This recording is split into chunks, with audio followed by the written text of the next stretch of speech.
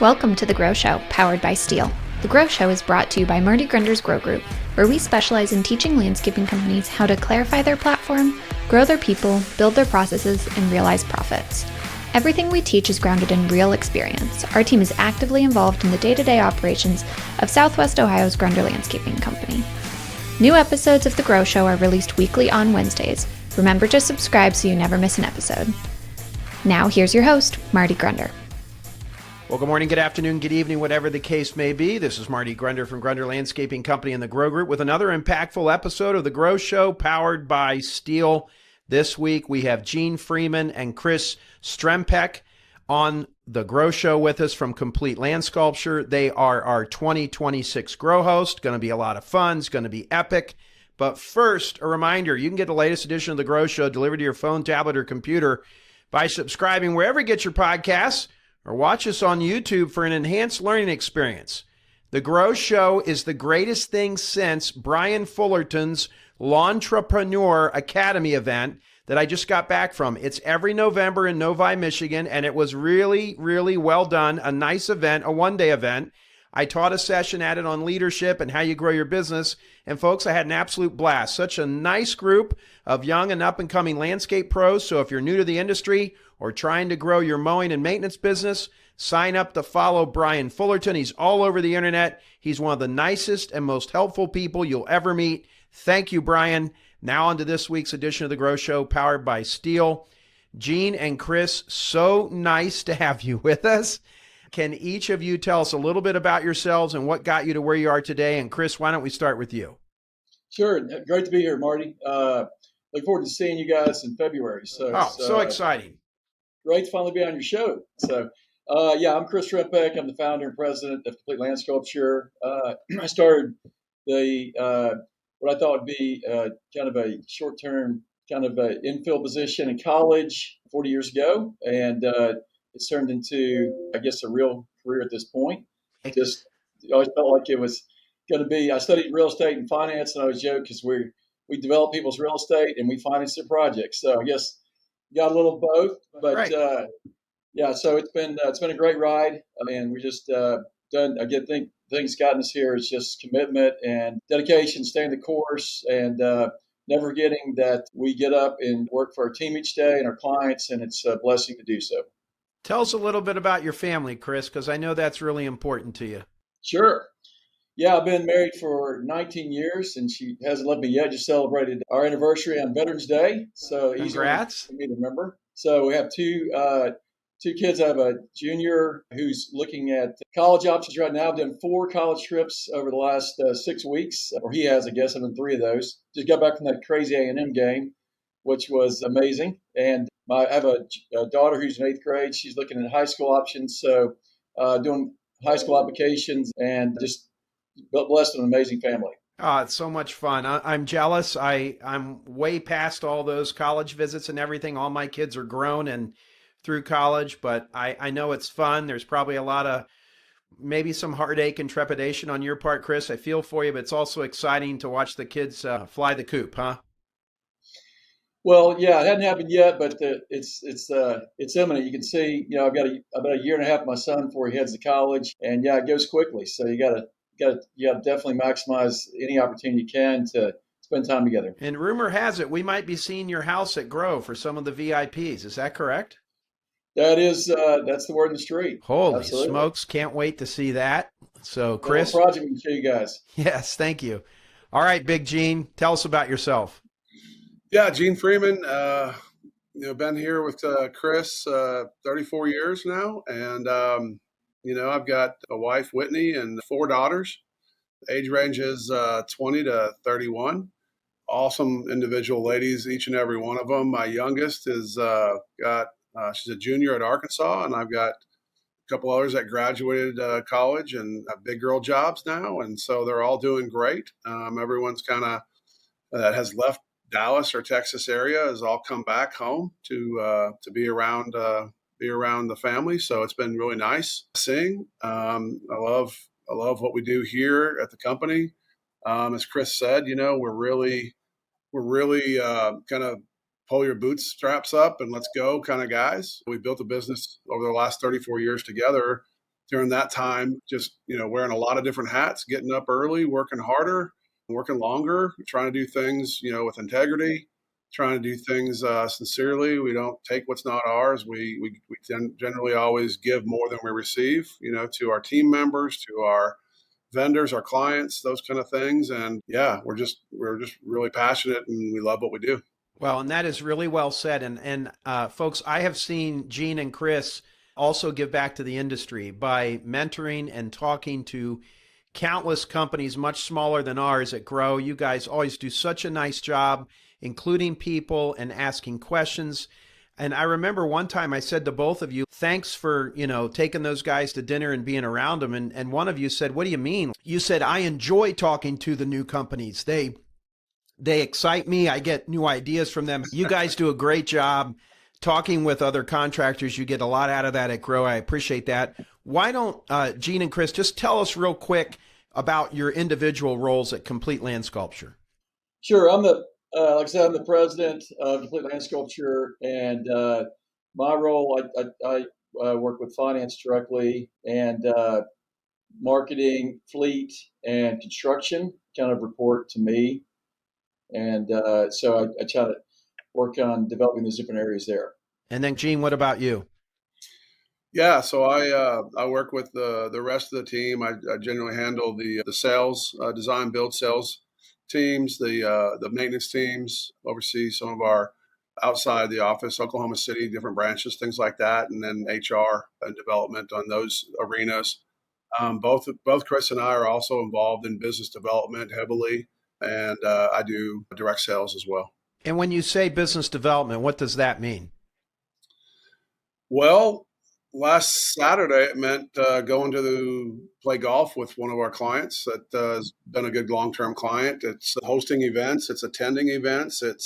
We stopped off and watched some football with another client on Sunday. So it's just really entrenching, the relationships and, focusing intentionally on where you spend your time.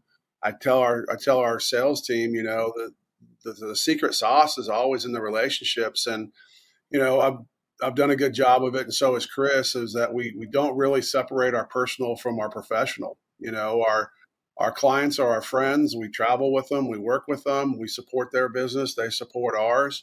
So I never really feel like I'm missing out on anything and I have to divide up this for seeing that or vice versa. So that's always been a good perspective for say. Tell us, Chris, a little bit about the business mix, the sales, your ideal client. Just give us a little feel for the structure of the business there and who you serve.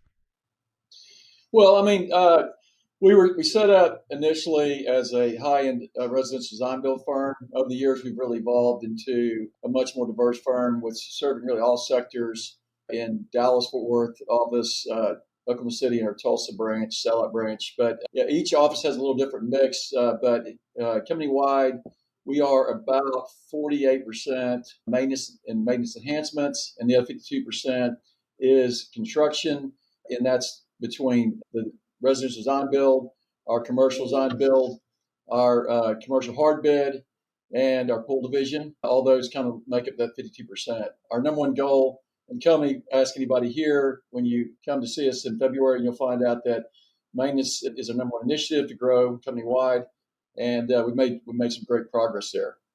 Gene, what's your UVP? In other words, what do you feel Complete Landsculpture does better than all other options in the marketplace for landscaping? Why do clients choose you?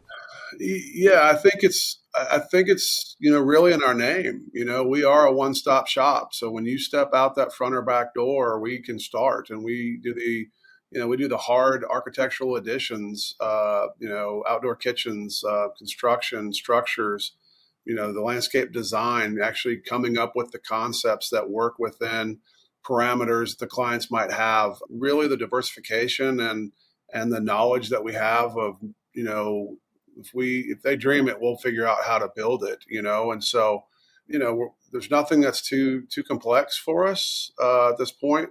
With the staff levels we have, the water feature division, our partners and our vendors and alike that are specialists in what they do, we're able to seamlessly kind of merge all those things together under one entity and one warranty, one guarantee, and one deliverable, and do it to a high level time and time again.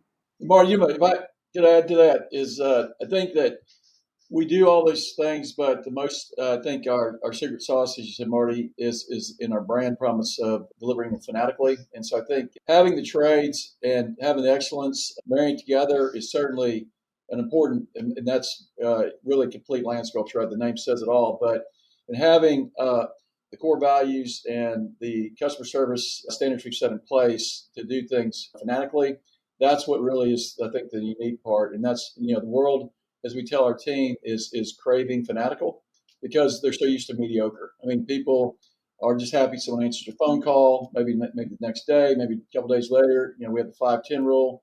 So we're doing things that we can to help ensure that the customer experience is consistent. And we do everything about that. And we can build a great garden, but if the customer's not happy at the end, if they're not feeling like they can be business with again, refer us, then that was not a successful experience for us. Profitability, the finishing the job to this quality standard, but then certainly making sure that the client feels the love and that we've done our part to make them feel special. We've adopted that 5-10 rule. Why don't you explain what that is? Because I think that's something small that anybody listening, regardless of their size, can do to make their clients really like them a lot more. Why don't you explain what it is? Yeah, I think the 5-10 rule is, simple. We didn't invent it. We just adopted it like everyone else can. We say here all the time that, communication has a price. Good communication is priceless. Bad communication will cost you everything. And so the 5-10 rule, if you get a text, phone call, or email before 5 p.m. on a business day, Monday through Friday, you respond back to it that same day. And then if you get it after 5 o'clock, you're responsible to report back to them and respond back to it by 10 a.m. the next morning. So the customer often feels like they have that. We share that with them. We ask them to hold us accountable to it. And it's a huge differentiator, like Chris said, and being fanatical or just being mediocre. It's always wonderful when someone calls in after 5 o'clock and something, they're going to leave a message or they're going to do whatever. And like, oh, I didn't expect you to call us back today. Well, this is what we do, Right. So we want to take care of them. Yes. Speaking of phone calls, I was just with you in Park City, Utah at the Montage at the ACE Connect, which is our annual summit where all of our ACE members get together. And I was with you and you were talking to one of your team trying to find some angular rock and you were talking about mixing it up. How involved are you on projects? I was surprised, but also pleased to hear that conversation because it tells me that you're not sitting in that office all day. No. Yeah, that was a project. There was quick questions. Chris and I, we are in the business. We are involved. On my projects, particularly, selections and things that the field might have questions on what to do. A client concern comes up. We don't hide from it. We don't put it off or procrastinate with it. We address it right away, right at the beginning, and make sure that we, deliver that fanatical experience that Chris is talking about. But I would say probably 20% of my time is dealing with, issues like that and staff and selections, making things better, pivoting when we need to, and then really kind of training and mentoring, so that Amen. They know what to do in the future when these things happen, make it right for the client, do it in a positive, fanatical way, and it'll come back to us time and time again. And 34 years of experience, hard to find that, especially with what both of you are doing. Chris, how's the year going? What's been good? What's been a struggle? Are you growing? Where are you growing? What can we glean from that? Yeah, Marty, it's been our year's been pretty flat. I mean, I think if all the jobs that hit in the timeline with the weather holds and with what we call the short days, holidays, and weather days that challenge us this time of year, we can have a slight uptick over last year. And primarily, I think our main offset's just been our high-end residential. That was mainly just due to having a couple of staff change, team members that were senior here, and we're having to infill that pipeline with some newer, very experienced people we brought in, but it takes a little time to get their pipe going. Right. We're having some great success, though, in our primary objectives that we mentioned, which is growing maintenance. We're having significant growth. We sold probably a couple $1 million in base contracts this year and there. We do the add-ons for the enhancements, which is always a good percentage of the revenue. And so that's going to help us going into 26. Our backlog looks great for 26. We've had incredible success this year with both hard bid opportunities, some key differentiating things. The Dallas Arboretum has become one of our clients. That's, I think, a world-renowned Oh, gardens it's that beautiful. are I've been there. I've phenomenal. actually been there twice, Chris. It's beautiful. It is. It is. Stunning. We're just so honored because we went in with 15 other people. At the time, we kind of thought maybe it's not worth the effort because they were asking for a lot of information. It's kind of a big dog and pony show. And then I said, well, maybe all that qualifying will actually help us. And so at the end, it did. We Right. sold the first piece. We sold 2 more jobs since then. And actually, one of them is kind of exciting because we're actually not only just the award winner for a $1.4 million Mother Daughter Garden out there, we're also donors in that project as well. So we like to give back to our customers, give back to the community, and it's a great example of being willing to partner and not just provide. Yeah. So Well, anybody can provide, but we want to partner. That's part of our brand promise, and so that's been great. And now we've become sort of their go-to, which is great. They have a new CEO yeah. and a new vision there, so it's going to be exciting to take that ride with them. Also, on commercial design build, we're having great success there. We do some really creative, cool projects. We do a lot of podium work on top of roofs. We'll do $1 million, $2 million, $3 million deck renovations on apartment complexes. We'll redo the pool, add pathways, amenity centers, cook centers, high-end living spaces, pods, things like that really help to increase leasing. We do that I both see. residential, commercially. Are these on like existing apartment complexes that they're trying to upgrade the, what do you call it, the occupancy rate? Yeah, Yeah. I mean, typically, most of what we do on those kind have been on existing, although we do some new. But I think that's where we're seeing Yeah, the and most significant I opportunities. honestly, Chris, that's something we should probably look at. Dayton, Ohio, and Cincinnati, Dallas, a lot bigger area, but that is, when you have a basic apartment complex and you're trying to upgrade an older facility and bring it up to what young people or just people that aren't in homes want, I could see that being a supermarket. Well, the great thing about that is that if we look at like commercial design build versus commercial hard bid, there's 3 things that we win on. One is usually we get a chance to build a really great project that's better than just doing code work where people are just trying to get budget done. Right. Apartment complex initially, it's just numbers and they're just trying to get it open. So they're dealing with code. So on a repurpose, you're doing things that are truly creative. Secondly, you're going to find that the gross margin is going to be higher in those projects and our win factor is better because we are the design. So we're not really bid. I mean, sometimes we'll bid them, but we always have Yeah. last look in those. So we have a Right. higher close rate. And thirdly, we call it Transforming Landscape Customers TLC program. They have a very high conversion rate. So, Right. And then so you're it's really you're a closing win-win. you're closing the loop, you're adding maintenance, you're probably adding route density. I mean, all those magical numbers that get momentum going on profitability. Yeah, that's a great. And then lastly is just seeing we're seeing some great things with our office in Oklahoma, growing exponentially. They've The maintenance now is probably 80% of that office's Wow. top line. Their construction was a little soft this year, but their pipeline looks better next year. But they continue to win. And the big thing we see up there is very high retention rate. So I think that's what we're winning is not only just selling contracts, but we're winning Right. in the retention game, which is really the key to success in our brand is knowing that we're actually retaining our clients. I love it. Gene, we hosted Grow at your place in 2015. It was a much smaller event there, and it was awesome. You folks did a great job. But I'm curious, like, how has the company changed since then, and what will people see when they come to Complete Landsculpture in February? And what do you hope that they learn? And we'll obviously want to hear from Chris, but we'll start with you, Gene, on this one. Yeah, sure. Yeah, we hosted 2016, so it'll be a 10-year anniversary this year. And so, for us back then, we had never been to a grow. We weren't sure Right. what a grow was. And Right. so, we took the direction from you and your staff and your team and we jumped all in. We have a great, it was number one, it was something that could help the industry. So we were on board with that. Number two, we like to work hard and play hard, and it gave us the opportunity to do some good work and bond our team together. And we really kind of, if you want to get your house in order, schedule a big party. Yeah, So right. Right. So it's all those kind of things. So what we had here, we think we have, one of the top facilities and headquarters in our industry in the whole Southwest. We've done a few more enhancements, a few more development things on the property since then. Our team has grown. It's grown by probably 35% since then. And so, our brand, our logoing, some of that, there's some slight changes to that over the years that have happened, since that time frame. But they're going to see we're a more sophisticated business now. We've got more processes in place. We've got more team members that are cross-trained.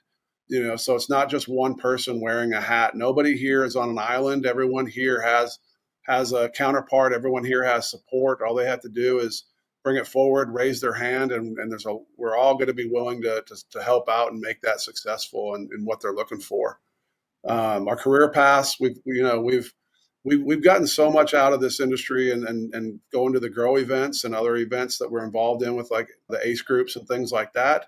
And you'll see some of those things. You and I were in San Antonio, and we both stole the career path banners hanging from our warehouse. And it's still, And to me, one of the coolest visual things. Just to interrupt you, that company is about a sixth of the size of yours, and you learned a lot from them. That's what I mean. That's what I find so motivating by being around both of you. You guys are just looking for ideas to get better, and you find them in all sorts of places. We do.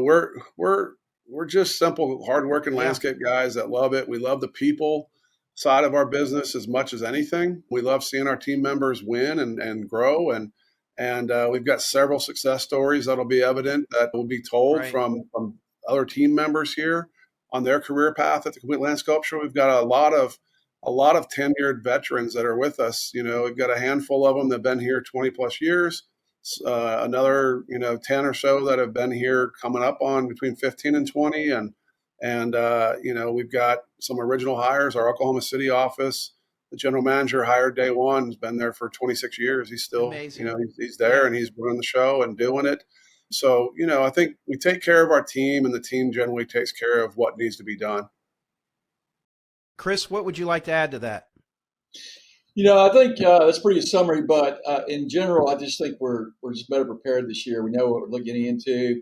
I still remember 10 years ago, our fleet manager came to us and said, there's 500 landscape companies that want to come see you guys, and I'm not sure, what it's all about. But I said, well, I don't know what we're getting out of it, but let's give it a crack and see what comes out of it. Worst case scenario, like Gene said, we'll clean our act up and host this event. And we were surprised how much we got out of it by giving our time. Wow. And our team members were just glowing when they got done.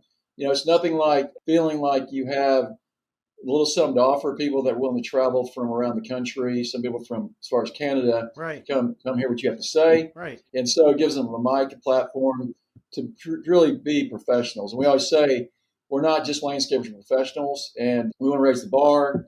And that was a great opportunity to see that. And of course, that opened up our understanding of the Grow group, getting to your ACE peer groups. It was a big transition for us and helping us execute our 10-year plan, which we just at that point launched at that time. So it was big for us. And I think we just did today a great dry run with our team. They're all excited about it. And I think it'll be a more compressed, informative cycle than any Grow before, just with the way we're doing it. Right. Some of the things we're changing, I think, will make more impactful. We're leaving more time for questions, I think.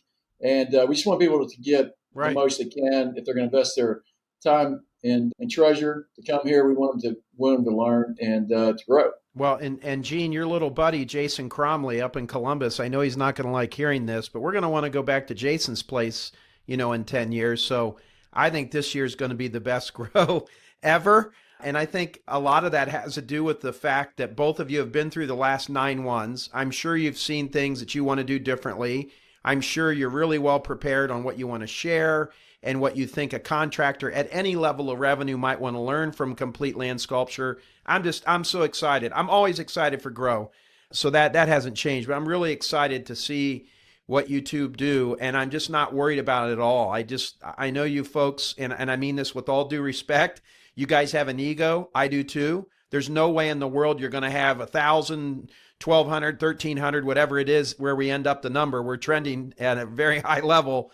There's no way you two are going to have them come down there and not be impressed and not walk away saying, man, did I learn a ton. Yeah, we appreciate that, Marty, and the confidence, and we don't take it lightly what you're doing here with this situation. As Chris said, we feel fortunate that someone wants to come and look through our underwear drawers, as you always say. Right, exactly. But and I do have some underwear that you gave me, by the way. I do. Yeah. Much better, Marty, than what I saw in Chicago 8 years ago. Exactly. The one thing, too, that Chris touched on is, landscape professionals, it's exciting for us to challenge our team members that, they're not at all these events and they're not presenting and they're not in that presenting kind of mindset. And, the numbers are kind of blowing them away. 1,000 landscapers, 1,200 landscapers are going to come here, and they're gonna want to hear your content, and what you have to say matters, and those shares and the exchanges. And then we also told them, be ready for relationships. I mean, you'll find counterparts that you will get email. You will keep in touch with some of these people, and they will become, an industry friend and a resource for you for years and years to come. We value those heavily, and we're excited for more of our team members to be able to share in those exchanges. Yeah, so we're having a lot of fun here today on the Grow Show, powered by Steel, with Gene and Chris, the partners at Complete Landsculpture. Chris, your labor situation,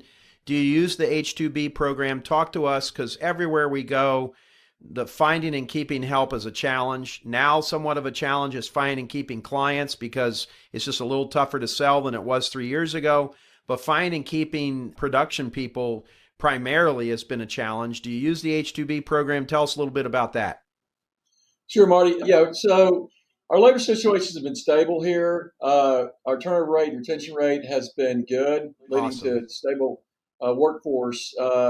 We were staffed this year with about 230 production workers, of which 105 were U.S.-based residents, and about 125. About 125 were in the H-2B program. So that's through our 3 locations. So we have 3 separate filings each year for Dallas, Oklahoma City, and Tulsa. And with that being said, we found that we find that we're exposed a little bit on the H-2B vulnerabilities with 3 separate filings. So to help mitigate that, we have moved 45 of our H-2B people into our Temp to Perm program. And so we've sponsored them, we've helped them, and we're the first generation, we did 35. We just added 10 more, so we're at 45.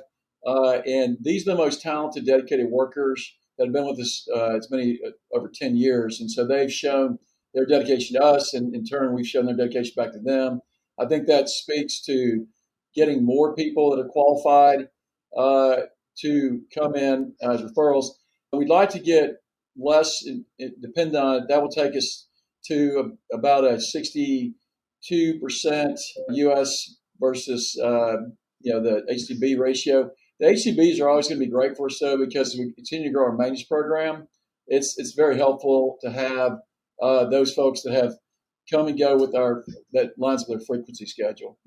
In Dallas, Fort Worth, and even in Oklahoma, our active season's pretty much through March through the end of October, and our visas pretty much go that time frame. So that works real well for them leaving, going home, coming back, and having that stable workforce. U.S. residents are challenging. We continue to find staffing's difficult. All of our U.S. residents are background checked.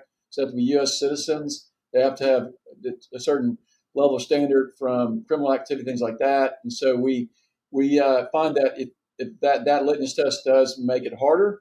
So we have to really qualify them, and then we have to retain them. So we do things to help them with, like Gene mentioned, our career path is really big for us. We always tell people that you don't have to get another job to get more money. You just have to follow the career path. You'll see that on our banners and our warehouses real clearly laid out, from different levels of laborers to lead man to a junior foreman, senior foreman, production managers. And we have defined 2 different classes of team members here. We have production team members, and then which is about 230, and then the rest are in our leadership team. Our leadership team allows them to see that even our production team members have crossed over to that, which I think is a big win. So we promoted people that started as laborers to foremen to project managers to account managers. And so they become part of that, and they see the benefits and the stabilization with that. So I think that's a we think that's a big encouragement. And we really try to encourage people to grow. So we're very growth minded. We also are big on to just helping them to learn more about how they can become better. And so each year we're trying to do the evaluations and say, hey, do you have aspirations to become a foreman? So understanding what some people just don't really want that, and others are inclined to that. So we really want to understand our team and understand how to make them successful so that they can have a career versus just a job. Well, I think what you're talking about there is so important. You can tell your team that, there's opportunities for you. Here's the career path. But for them to actually see that that is real and that here are examples of it, and this is what happens when you go beyond this, that to me is a whole different thing. I see winners in our industry and I see losers, and then I see a lot of mediocre performers. And to me, there's not a winner in the green industry like Gene and Chris, hopefully like Render Landscaping. It's one thing to say it, and that's great. But if you're not doing it, they're not going to believe what you're saying. So to hear of all these success stories, the 45 people going into permanent res, the other options to move up into a management role on the leadership team, I mean, I just commend you for that. Because again, it's one thing to paint this path out, but if nobody's going on the path and we don't have any examples to tell the story of how they did it, I just think it's hard for the whole team to get behind that. Yeah, and I think also, just the learning aspect of it all is, we have our safety meetings monthly. We go out, Gene and our executive team, the rest of us will go out there. We celebrate our team. We help them we call it celebrating Fineco's experiences. So we share. I mean, everybody's used to being told where they have growth areas, right? But really, at the end of the day, it's more about developing them and seeing their successes. They love hearing the jobs they worked on and being told that this person sold it, this client said the following, and these are the team members. Point. And that they win there. Also, anniversaries. We celebrate anniversaries annually as well as milestones. We celebrate Crews of the Month by division. We have Crew of the Year. And so everything we can do to help them as they're, catch them doing good versus just help them see where they need to grow. And I think that is real big. We're posting that out there in our warehouse. They have a baby. We put that up there. We help celebrate life with them. And also just even having all the events we do for them throughout the year to make them feel special. And I think that's, we always say you're part of our family. We want you to feel the love, and love comes to action and not just those words. So I think everything we can do, I like cooking out for them. To first day of the year when it gets hot, we bring out the frozen palapas for them when we get to 100. So little soft touches we cook out for them when they come back in. A couple times a year, and just serve them. So serve them for the Christmas party. We can talk more about that in our culture, but it's great to just really have these guys feel special. My next question for you was going to be to describe your culture. What's the secret sauce there? I feel like if you're listening to the Grow Show today and you're not picking up on that, I feel like you're not listening. Gene, is there anything with regards to your culture that you would want to add over what Chris has just shared? Yeah, I think it just starts and stops with people, caring and delivering those things. You do it not when you're going to be highlighted or not when you're going to be spotlighted or, someone's got a bad battery in their vehicle, one of the CSRs or, someone in finance or accounting or something, they're going through something and we're like, let me take that. Let me see your keys. And we try and help them out. They're part of our family. They're part of our team. We look out for them. We do the things that Chris mentioned, there. But the secret sauce for us is letting them know that we care, showing them that we care, and also too just really letting them know what that looks like. We've always kind of followed the golden rule. We're always never satisfied. We want to raise the bar whenever we can. We heard it here recently in the last probably 8 weeks, and we kind of launched it here, the new platinum rule. It's not treat people how you want to be treated, which is the golden rule. Now the platinum rule is treat people the way they want to be treated. And so we're trying to really define and get in tune and in keen with what that is. And I think there's another layer that you can take that to that would really become really positive and strong for adding to our cultural situation. All of us, great stuff, by the way, all of us struggle with time management from time to time. Chris, any tips you have on time management. We've got a few more questions here today with Gene and Chris from Complete Landsculptures on the Grow Show, powered by Steel. Chris? Well, I think you have to be intentional with your schedule and set up the key things that are going to help your business be successful. Like what we recently went through and just did the exercise of is asking everybody to be a leading contributor for what, if you do this one thing well, what will most impact the company? And so we actually added that to our org chart, and that's a recent deal. And so, like for myself, it's business development. And for Gene, it's selling right now, just because we see that our numbers are not, they're not growing in the residential sector. We both have the ability to open doors, and so we have to make sure that our schedule allows for that leading indicator. There are always things that are going to be on your calendar, like your one-on-ones that are critical. So you have to be disciplined enough to stay and develop your people and your processes, so that while you're doing your transactional work, which in my case would be business development, in Gene's case, transaction would be selling, we also still have to stay disciplined to maintain our schedule with our team on the one-on-ones and giving them that direction they need so that they can continue to grow and develop. And, the biggest thing I would tell you for me is just you have to put the goal down each week. For me, it's 3 to 5. I've put 3 to 5 intentional new touches with clients that are on my calendar, and I have to check that at the end of the week, because the week will, obviously things come up and it is easy to get sidetracked. So I have to really be disciplined to go back and say, I didn't get 3 to 5 last week, so next week it's 6 to 8. So you just have to fulfill that goal, because it is imperative. And like Gene said earlier, with the relationships we formed in the tenure, we've been in business 40 years. We've done almost $500 million of work, and we need to use that customer list and those relationships to help us not just be a choice, but the choice, and the worker client list. And so that has been number one thing we're trying to launch more of, is to get our team and ourselves to go back to those clients and reconnect at 12 months, 24 months, 36 months. And again, be disciplined, put it on a calendar and see how that bears fruit versus wait for the phone to ring for those new leads. Yeah, and I would only add one thing to that. I think that's awesome, Chris. You're exactly right. But I just boil it down simple. Plan your work your plan. Right. You don't show up on Monday morning, roll up your sleeves and go, okay, what am I going to do this week? That's done on Thursday, the week before. Exactly. Friday, you're setting yourself up for success. Anything you got to do to fill in so that you can hit the ground running.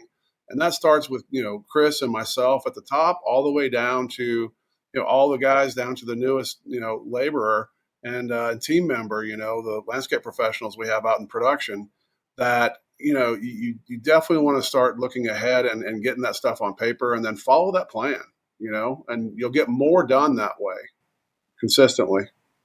How do you, and we've heard a little bit of it, your team being really considered a family. How are some other ways you give back to the community? Can you touch on a couple of those quickly? So, one of our 10-year plan we did, Marty, one of our 12 points is to give back to community. So we kind of set that into our actual 12-point business plan that our whole leadership team adopted. So it's very important to us. It's not just coincidental, but it's got to be, again, intentional. Like manage your time. You have to manage your time, talent, and treasure. And we do a lot with organizations that we're involved with. For example, my kids go to St. Monica's. And so we've, for years, and we go to church there, so we, for years, pledged a donation back to the school. We also are very supportive of things like their Autumn Fest each year. We donate all the plants and labor, plus write a check to help become the sponsor of the beer garden, which is I would anticipate there's a lot of prospects at these things. There are a few, especially you get a few beers in them. It always works a little better. And Gene would say a little lubricate them, even better. Yeah. But yeah, so that, and then we also just do things like I mentioned with the Arboretum. If you're willing to do business with us, we're willing to do business with you. University of Dallas, one of our newer clients this year, we've been able to. I was after them for 16 years. They finally became a client this year, and it's be careful what you ask for, because they've now come on board, but also we've donated some design service to them. We just did a house for Habitat for Humanity and Hearts for Hammers. So we're all in. If we see a need, and it's not always just the public. It's sometimes our own team members, like Gene touched on. It's a battery. It's someone has a tree at their house that's fallen they need help with. So it's also internally, but it's definitely part of who we are. And I think our team really gets more out of coming to work when they see that too. We know that the new generation coming Right. out, it's very important to them to know the company we work for is doing good things. And so it's ever increasing awareness for those that we're also being interviewed as our candidates come out that are very much about what are you doing to make the world better. So the whales, we're all in on that. Yeah, it's woven through our fabric too, Marty. Any community that we're working with, and University Park, Highland Park, we do University Park, we do support the library there, and they have a wonderful event. We've been 10-year sponsors there for. They open up the swimming pool a week early for those that are members of the library, and it's a big fundraiser for them. And we get out there and we support that, and Wow. put 100 beach balls into the big, huge community pool, and it's quite an event. Supply, just food and drinks, but it takes us, it literally takes us probably 4 hours of our time to go do that with a grouping of team members and getting it out there. But it makes a big difference to their annual budget and what they can do on those things. We do the Christmas light hayride, so we actually have 125 tickets for 5 consecutive nights, one night each for each elementary school in that community, and they sell the tickets. They keep all the proceeds, and our team really loves it. We light up the trucks and trailers with Christmas lights, and we follow police escort through and look at the best Christmas light displays in that area and kind of do And a. I've seen that. That's unbelievable. What an event that is.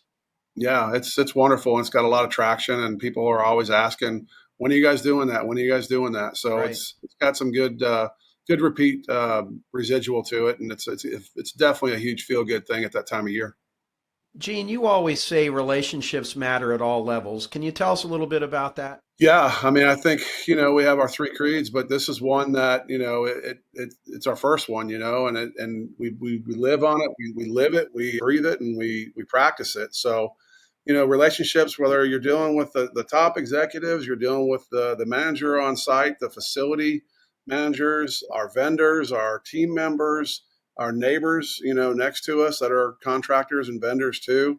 There's so many success stories from building bridges and not dams and relationships that have either paid fruit or done good things in the world. There's a few of them that come to mind, where we had a need for a project and a client, and a vendor was not open on the weekends, and we called them on Friday after 5 o'clock and said, "Man, we're trying to pull this off for them. We just got the phone call here 20 minutes ago, and is there any way we can get this material that shows you have it in stock in your Fort Worth warehouse?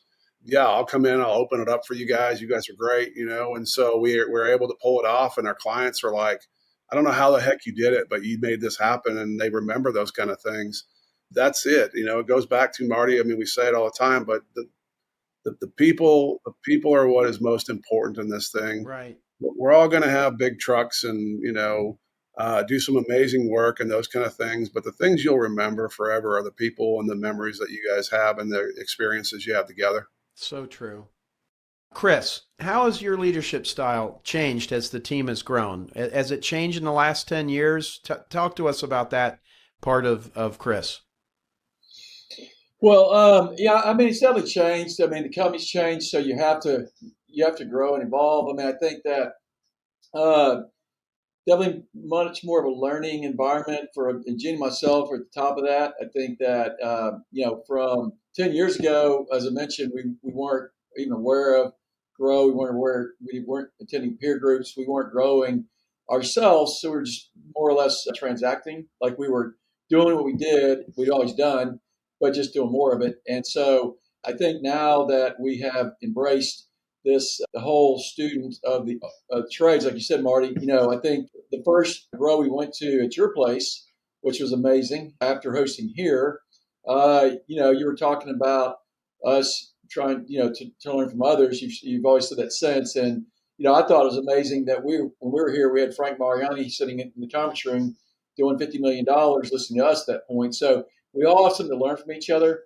And so I think my leadership style is, it's important to realize the impact we have on the team below us in terms of encouraging, edifying them and developing them to be their best. I mean, so true leadership success. A leader is someone that makes others better. So that is what we have to ask ourselves while we're transacting. What are we doing to make others better? And because anybody can just dictate, but we have to lead by example. I think that as we've seen a little bit of a pullback in sales on the residential front, Gene and myself have become much more involved with that because we've seen the need and we're willing to do it. We don't, Right. and no one can come and say you aren't willing to talk to a customer at our customer weekends, because guess what? Gene and I do it. So we step up, we do what it takes, and I've just learned over the years that there's no such thing as autopilot. So you better definitely be adaptive to whatever it is, and be willing, disciplined to work your plan, but be involved with the daily needs. Because if you just dictate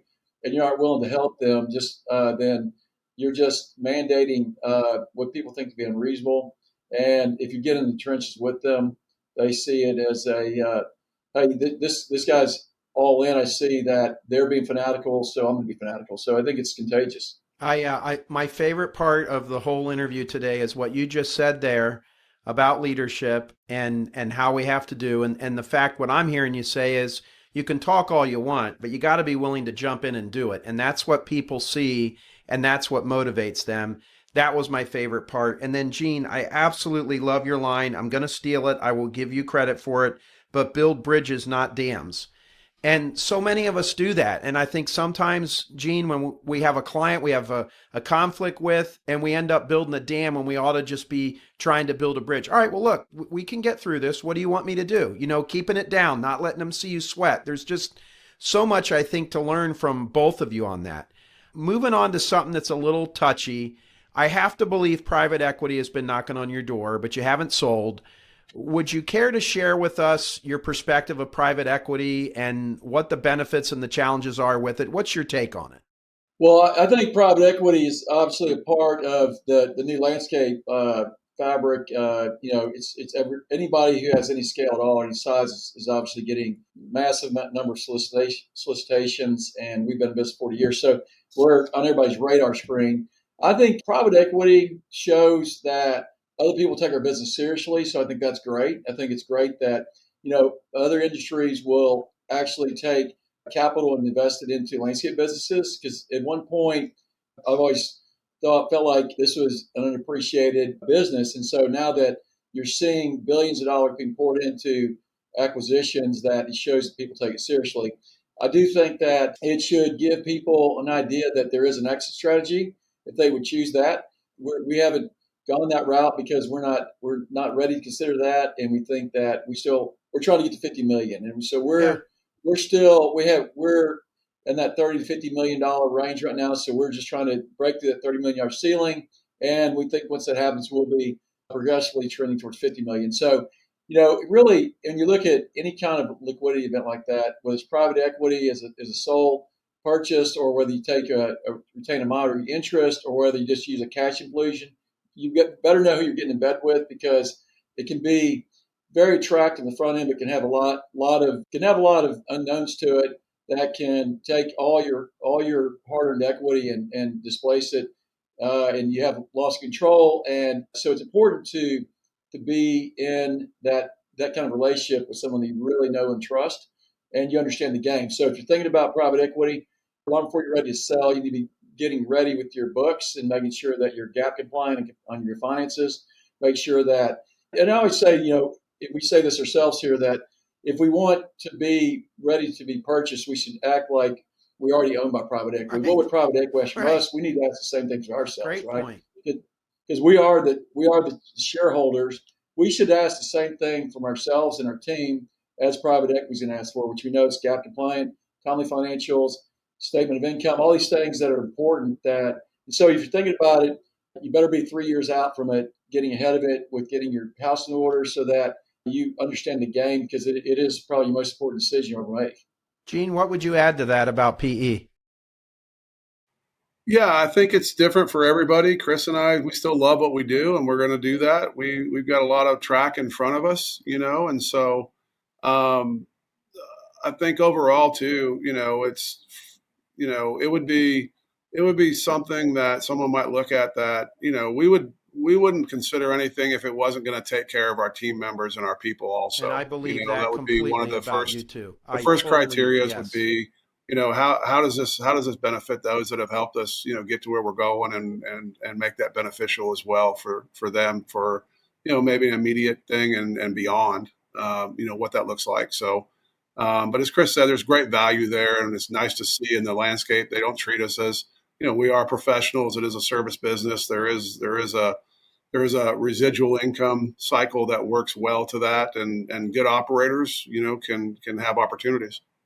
I had somebody, I followed them speaking recently, and they were poo-pooing private equity, and I really didn't want to like go crazy on stage after them, but I just had a contrarian point of view, and I just said, hey, listen, about 10 years ago, Gene and Chris, private equity wasn't even interested in our industry. Look at the interest they have and have shined a light on our industry and have added it to the stable of companies that you can buy and make money. So I think overall it's been great. Yeah, I get aggravated by the guys dialing for dollars and they really don't know anything about your business. But I've also talked to some really nice people that, I'm not ready to go either. I'm about half your size, but it's at least it's something to look forward to. Should God forbid something happened to me health wise, I pray every day that it doesn't. But if it did, I think Lisa, who both of you know, will, she'll be taken care of. My team would, at least there's some option to consider for a market for your business, which I think is a really good point to think about. Yeah, Marty, last thing, just adding what Gene said on that note is just that, I think everybody needs to understand what's out there, and it's not just private equity. There's ESOPs and different things, so that you Great have point. to see how you can win together. And Yeah. we want our team to win, like Gene said. And so is it all the chips on the table? Do you get a cash infusion? Do you have an equity partner that's going to help you scale with systems and capital? Or could you look at an ESOP? But it really is about educating yourself on options and knowing how to best make sure that if you're going to get into bed with somebody, that they are in it for the long term for you and your team. That's work that you spent all the time with developing. Well, I love what you said. We have one more question I want to ask each of you. Let's start with Chris. Chris, what would you tell the 25-year-old version of yourself? How can we learn from your past business experience, your experience as a dad, a husband, life? What would you tell the 25-year-old self to look out for? Well, I think that the biggest thing that I would do differently is I would seek the advice of consultants. I would definitely get help so that I could develop a real a goal-oriented business plan that's executable, and have somebody that's done it, that is come for you and helps you memorialize it. Because I think the biggest tendency for operators is, especially as they're starting out, is you're spending so much time in the technical role. You're a technician, some time in management, virtually no time in the entrepreneurial role and the visionary role. And you got to stop, take time to hire a consultant that you can work with, that is not just billing you, but actually brings value to you, and that you can understand how to set your systems up, get your budgets and things, get your sales goals, and see yourself as the organization you want to be when you mature, long before you get there. It's impossible to articulate to team members what you don't know yourself. And so you can't take the time to do that. It's important to to take that time, and also take time once a month to go through your financials. A lot of times we just think of revenue, and we're not looking at, wow, I'm making less now at $1 million than I was at 800,000, or less at 2 million I was making $1.5 million, because your cost rose faster than your revenue profit. But have your KPIs that are important, that you always track all the way through, because you will outgrow your systems eventually, and so you're going to have to be adaptive to know that you're seeing that I'm losing control, that I can no longer manage it all. I can only attend so many meetings. I can only have so much knowledge. So you have to trust in others, but it helps to have consultants and grow groups like we're in with our accountability partners in our grow groups. That's really helpful to us. We all do our benchmarking together, and so we're transparent with one another. And so sometimes it's humbling to do that. So you also got to be The last thing I would say is don't let pride get in the way of your success. You've got to make sure that you're willing to own your mistakes. Like we're far from perfect, and we're seeing things right now, cracks, and we just are trying to acknowledge them, bring them forward, make them public, and learn from them, and not do it again. So you can't let pride get in the way of your solutions, and make sure your team is also built that they are willing to make mistakes, and it's okay as long as don't do it again. But we talk about it, we learn from it. Vince facilitates your peer group, and I know he always comes back and tells me how awesome the meeting was, how powerful it was, but at the same time, fun. And I think a lot of that fun comes from your humility and the others in your group that tell it the way it is. And they probably send everybody home thinking, I really don't got it that bad. Like everybody else dealing with the same thing. I need to quit feeling sorry for myself and get to work. Gene, what would you tell 25-year-old version of Gene? It seems like yesterday, I don't. I feel the same way. I do. I swear, I still lack 25. I'm sure I would agree with that. You recognize that, but yes, I think that we would have been more disciplined in learning and knowing our numbers earlier. We just always looked at top line. God, if we get to 4 million, we're going to be on high cotton. We're going to be sitting pretty. And right. Where are we going to spend all this money? I mean, what are we going to be able to do with it? We're going to have to start hiding it in the backyard or something. Right. But not knowing your numbers, not knowing what you don't know, Chris is exactly right. It's an honest business. It's a direct business. There are key KPIs that are transcendent, whether you're in Spokane, Washington, Clearwater, Florida, Boise, Idaho, Dallas, Texas. The numbers, the labor, the material costs, how you're doing those things. If you have the ratios, you have the numbers, you manage your overtime, your indirect time, and you have some controls in there, you can really set yourself up for a much better ride. And then lastly, I would say I think we would both agree that we would have laid out a career path and training and replacing ourselves much earlier to train and mentor and put more time in individually and collectively as a team unit to our team members, because there's so many hours in a day, and Chris and I can do certain things really well, but we also have learned over the years that, we suck at something. We suck at this, but we got rock stars in our organization that weren't in that bus seat that can take that and go well beyond no matter what we ever did in there. We got to get out of their way. Right. So we got to empower them, and we do treat our team members like the think like owners, and we challenge them that way. And so they can make those kind of decisions, and so that's what I think.